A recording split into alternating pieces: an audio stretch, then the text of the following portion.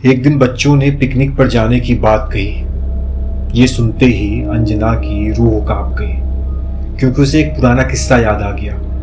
ये बात तब की है जब अंजना 10वीं क्लास में पढ़ रही थी। एक दिन टीचर ने पिकनिक का प्लान बनाया था।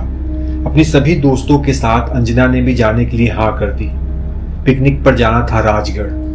पूरा स्कूल पिकनिक पर जा रहा था, इसीलिए करीब 30 बस सभी बच्चों को ले जाने के लिए तैयार की गई थी। अंजना अपने दोस्तों के साथ सबसे पीछे वाली बस में बैठ गई। सभी हंसते मस्ती करते हुए बस में जा रहे थे। तभी कुछ दूर जंगल के पास पहुंचकर उस बस में तेज आवाज आई। ये वक्त रात के करीब 1:30 बजे का था। ड्राइवर गाड़ी से बाहर निकला तो उसे पता चला कि टायर फट गया है। ड्राइवर ने सबसे कहा कि बस का टायर बदलने में करीब 2 घंटे लगेंगे। आप सब नीचे उतर जाइए, मैं इसे बदल देता हूँ। आप लोग पास के ढाबे में जा सकते हैं, वहां गर्म गर्म चाय पी लीजिए। मैं इस टायर को फटाफट बदलने की कोशिश करता हूँ। ड्राइवर की बात सुनकर सभी बस से उतर गए और पैदल चलते हुए पास के ढाबे में पहुंचे। वहां एक बूढ़ा व्यक्ति चाय बना रहा था। इतनी रात को ढाबा खुला हुआ और किसी इंसान को चाय बनाते देख सभी लोग हैरान हो गए। उस बूढ़े इंसान ने कहा, आप सब चाय पी लीजिए, यहाँ अक्सर लोगों की गाड़ी खराब हो जाती है, इसीलिए मैं भी अपना ढाबा हरदम खुला रखता हूँ। आप जैसे राहगीरों को कुछ मदद हो जाती है। उनकी बात सुनकर सबने चाय का ऑर्डर दे दिया। उन्होंने कुछ ही देर में सबके लिए चाय बनाकर मेज पर रख दी। चाय पीते हुए अंजना की आंखें एकदम ढाबे की छत की तरफ गई।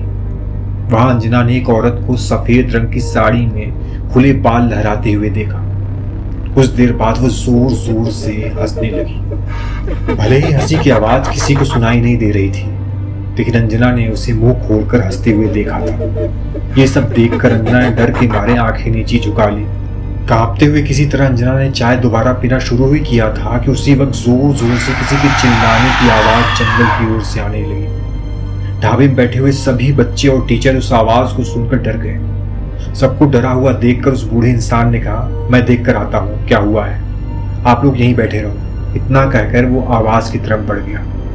तभी एक लड़की को खून की उल्टी लगातार होने लगी।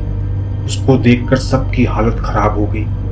उसी समय टीचर ने कहा कि तुम सब आग जलाओ और उसके बगल में बैठ जाओ। सबने मिलकर आग जलाई और गोला घेर कर बैठ गए।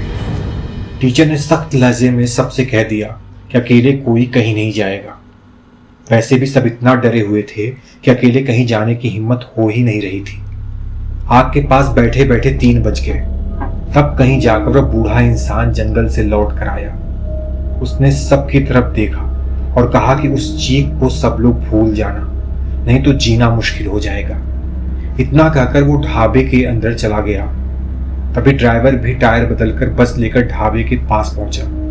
सभी लोग भगवान का नाम लेते हुए उस बस में बैठ गए। टीचर ने बस में बैठते ही सबको कहा कि कोई एक दूसरे से बात नहीं करेगा, सीधे सब लोग सो जाओ। टीचर की बात मानकर सब चुपचाप बस में ही सो गए। उसके बाद पिकनिक स्पॉट पर पहुंचे और करीब 1 हफ्ते बाद घूम कर आ गए। पिकनिक में किसी ने दूसरे बस के बच्चों से उस रात के बारे में कुछ नहीं कहा, क्योंकि टीचर ने मना किया। लेकिन पिकनिक से लौटते ही सबने अपने दोस्तों और दूसरे क्लास वालों से उस भूतिया घटना के बारे में बताया। आज पिकनिक का नाम सुनते ही यही भूतिया ढाबे की कहानी अंजना के मन में आ गई और बच्चों को पिकनिक भेजने से उसे डर लगने लगा।